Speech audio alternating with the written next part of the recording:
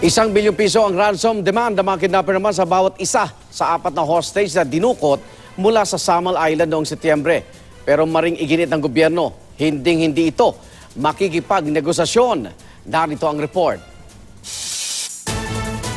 Mahigit 1 buwan matapos dukutin sa Island Garden City of Samal ang 2 Canadian, 1 Norwegian at 1 Pinay noong September 21, lumutang ang video ng 4 na bihag. Di namin ipakikita ang buong video, pero kita roon na napapalibutan sila ng mga kidnapper at mukhang hapong-hapo. Nagsalita rin sila pero hindi na rin namin iparirinig. ₱1 billion para sa bawat isang bihag ang ransom demand ng mga kidnapper na ayon sa mga bihag ay mga Abu Sayyaf.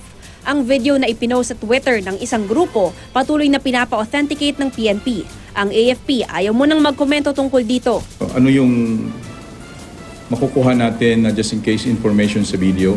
Patuloy raw ang operasyon ng PNP at AFP para iligtas ang 4 na hostage at madakip ang mga kidnapper. That is the primordial concern of the Philippine National Police and the Armed Forces of the Philippines.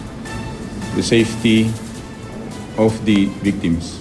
Pero giit ng PNP, hindi raw ito bibigay sa ransom demand ng mga kidnapper. Binigyang diin din ito ng Malacanang. We do not negotiate in instances like this. And second, the tracking, the search and rescue operations are still ongoing as we speak.